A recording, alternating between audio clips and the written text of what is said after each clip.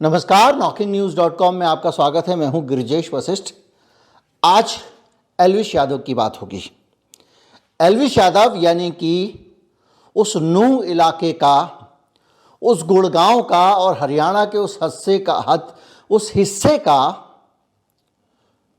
Hindu icon, जहां पर हिंदुत्व के नाम पर कभी किसी को नमाज पढ़ने से रोकने के लिए भीड़ पहुंच जाती है, कभी कुछ और तनाव होने लगता है, कभी कुछ और होने लगता है। वो एल्विश यादव जो हिंदू लिखे हुए स्टिकर बेचा करता था, जिसने अपनी कार पे हिंदू, आज वो एल्विश यादव जेल में है और 14 दिन की हिरासत में भेज दिया गया। आज के वीडियो में हम समझेंगे कि एल्विश यादव किस तरह से इस हिंदुत्व की राजनीति की लपेट में आते और उस मुहाने पर पहुंच गया जहां एक ब्रिलियंट लड़का अपनी ज़िंदगी खराब कर लेता है। कहीं मत जाइए, चैनल को सब्सक्राइब कर लीजिए, मैं भी हाजिर होता हूं।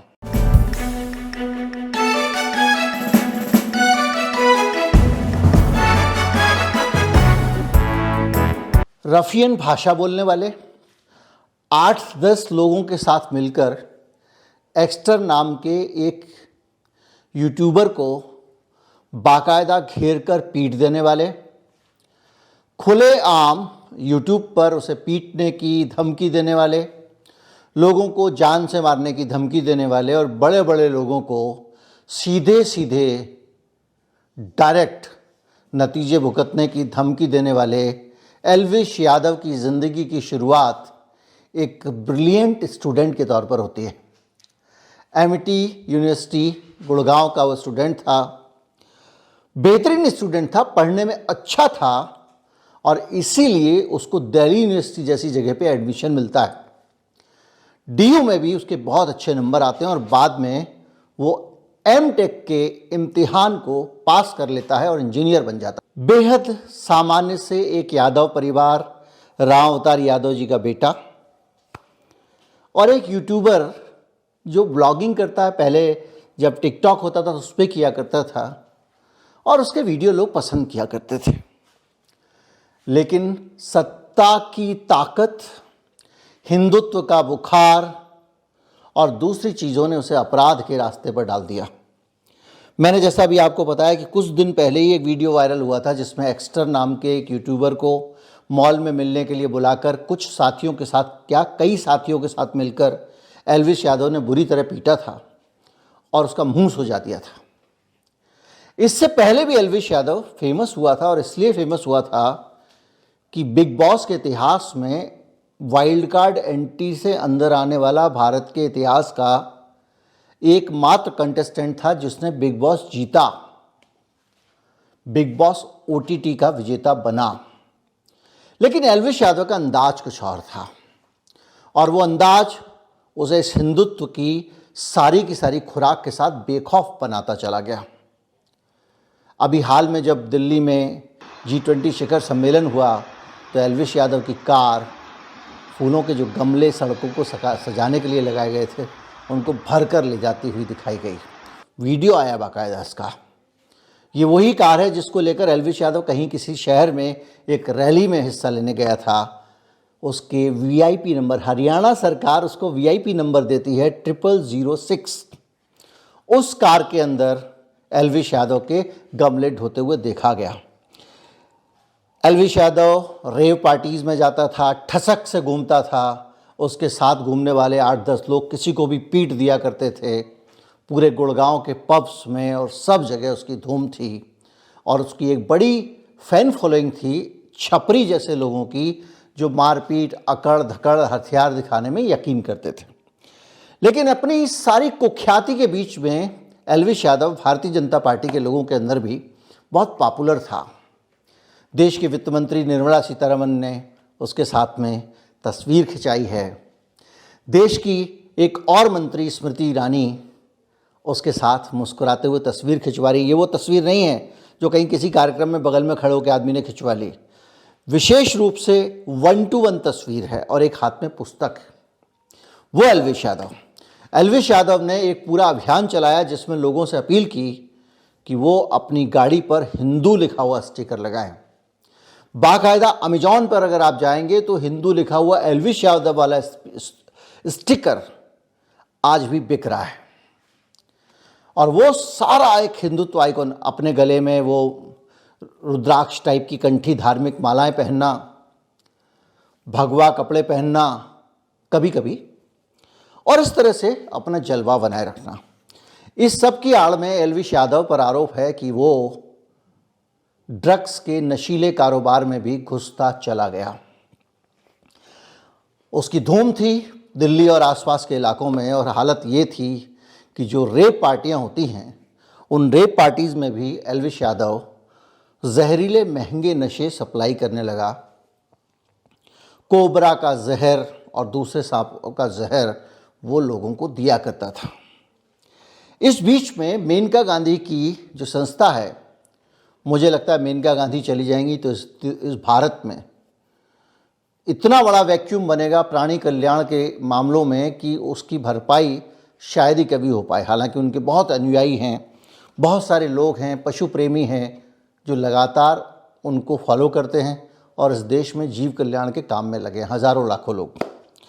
मेनका गांधी का एक एनजीओ है, उस एनजीओ के एक बहुत ही टैलेंटेड मेंबर हैं जो तरह तरह के वाइल्ड लाइफ और पशुओं के ऊपर होने वाले अत्याचार के मामलों को पकड़वाते रहते हैं। उन्होंने कुछ सपेरों के स्टिंग ऑपरेशन किए, जो सपेरे पार्टियों में जहर सप्लाई करते थे, सांप का जहर। मेनका गांधी बताती हैं कि सांप का जहर जब निकाल लिया जाता है तो सांप मर जाता है भूख से, और भूख से इसलिए मर जाता है कि आपके लिए वो जहर है, लेकिन सांप का वो जहर उनके लिए वो एंजाइम है जिसके ज़रिए सांप अपना भोजन पचाते हैं। जब सांप का जहर निकल जाता है तो भोजन नहीं पचा पाता और मारा जाता है। लेकिन इन मदमस्त लोगों को इससे क्या लेना देना। भोले बाबा के गाने गाते थे और जीभ पर सांप के जहर से, कोबरा के जहर से नशा किया करते थे। हालांकि नशा करने वाले लोग भी ये माना जाता है कि जिंदा नहीं बचते थे बाद में, एक बार कर लेंगे, दो बार कर लेंगे, धीरे धीरे किडनी लीवर की दिक्कतें आने लगती हैं वगैरह वगैरह। लेकिन इस पूरे स्टिंग ऑपरेशन में पता चला कि एल्विश यादव तो सरगना है, सपेरों से जहर खरीद कर सप्लाई करता है। पीएफए वाले गए, उन्होंने प्रयास किए और एक नोएडा में मुकदमा दर्ज करा दिया। एल्विश यादव पावरफुल आदमी, जैसे ही मुकदमा दर्ज होता है, एल्विश यादव के रसूख को देखिए। मुकदमा 3 नवंबर 2023 को दर्ज हुआ है। जिस अधिकारी ने, जिस पुलिस वाले ने एल्विश यादव के खिलाफ मामला दर्ज किया था, उसके खिलाफ एक्शन हो जाता है योगी सरकार। संदीप चौधरी, लक्ष्मी सिंह कमिश्नर जो हैं नोएडा के, उन्होंने संदीप चौधरी को लाइन हाजिर कर दिया और उनके ऊपर आरोप क्या लगाया गया, ये नहीं लगाया गया एल्विश यादव वगैरह वगैरह कि आप अपने इलाके में कानून व्यवस्था की स्थिति को कंट्रोल करने में नाकाम हैं। केस रजिस्टर किया तो कैसे किया तुमने संदीप चौधरी?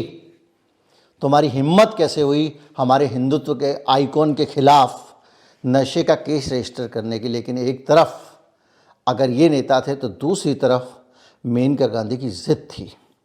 मेनका गांधी को भारतीय जनता पार्टी भले ही कितना निगलेक्ट करने की कोशिश करे, लेकिन उसके बगैर उनके ऊपर हावी नहीं हो सकते, क्योंकि एक बड़ा संगठन लगे हुए थे वो लोग। इस बीच में जब पुलिस वाले को एक सही काम करने के लिए सज़ा भुगतनी पड़ी तो नोएडा की पुलिस के दिमाग में भी एक चीज़ लगातार घूम रही थी कि किस तरह से इस आदमी के हौसले को कम किया जाए, क्योंकि ये आदमी जो है वो सोशल मीडिया पे आता था और चुनौती देता था।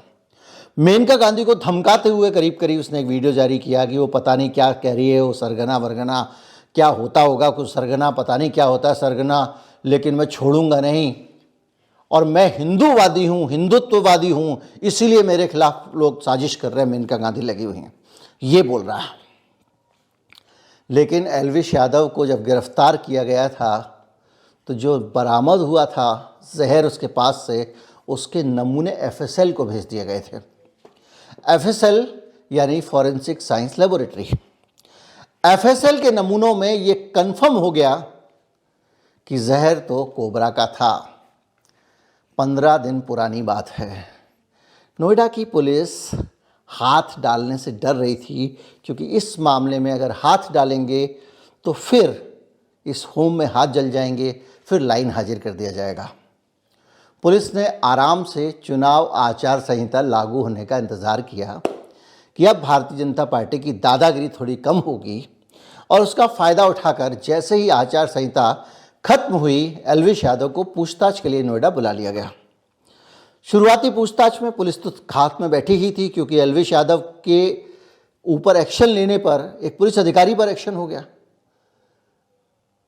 तो पूछताछ के लिए एल्विश यादव को बुलाया गया, और पुलिस रिकॉर्ड के मुताबिक शुरुआती पूछताछ में ही ये स्थापित हो गया कि एल्विश यादव इसमें शामिल था।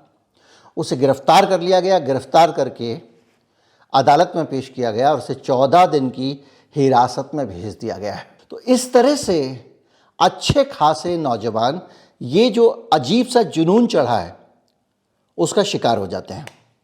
एल्विश यादव, जिसने एमटेक किया गुड़गांव से, जो एमिटी इंटरनेशनल का पढ़ा हुआ लड़का, हंसराज कॉलेज में उसको एडमिशन मिलता है, बड़ा प्रतिष्ठित कॉलेज है दिल्ली यूनिवर्सिटी का, वहाँ पढ़ाई करता है और वे ये हरकतें करने लगता है। तो ये जो कहानी है, ये कहानी दो तरह से बड़ी कहानी है। एक तो ये कि किस तरह से अगर गलत सही किसी भी तरीके से कोई आदमी पॉपुलर हो जाए तो नेता लोग उसको कैसे बढ़ावा देने लगते हैं और उसको कैसे निर्भीक बना देते हैं। बागेश्वर बाबा का उदाहरण आपके सामने है। जैसे ही लगा बागेश्वर बाबा के पास कुछ वोट हैं, सारे नेता वहाँ पहुँचने लगे, चरणों में गिरने लगे। हम सब ने देखा है।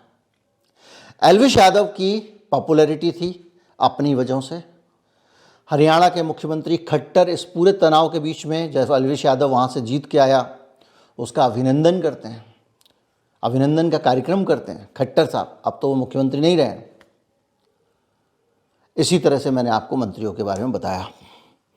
तो एक तो ये कि इस तरह के जो जुनूनी और समाज विरोधी भी कह सकते हैं एक हद तक, चूँकि आप हिंदू मुसलमान में बांट रहे हैं, कामों में बच्चे जब फंस जाते हैं तो ब्रिलियंट बच्चे भी बर्बाद हो जाते हैं, पहली चीज़। और दूसरी चीज़ कि राजनीति कितनी गंदी चीज़ है कि बड़े से बड़े अपराध में जाने के बाद भी उसके बचाव में लग जाती है, और मुकदमा दर्ज करने वाले पुलिस अफसर के खिलाफ भी कार्रवाई होने लगती है। लेकिन एल्विश यादव की कहानी हमारे आपके जैसे बहुत सारे बच्चों के लिए सीख वाली कहानी है कि किसी की भी मारपीट कर देना, कहीं पे भी दादागिरी और उस तरह के, और खुलेआम यूट्यूब वीडियो में वो खुलेआम धमकी देते हैं। और इस तरह से पूरी कहानी ये बताती है कि अब एल्विश यादव तो बच नहीं पाएंगे। मेनका गांधी के खिलाफ कर लें वो जो भी मुकदमा उनको करना है, लेकिन कम से कम आपका बच्चा इन सब चीज़ों में ना फंसे,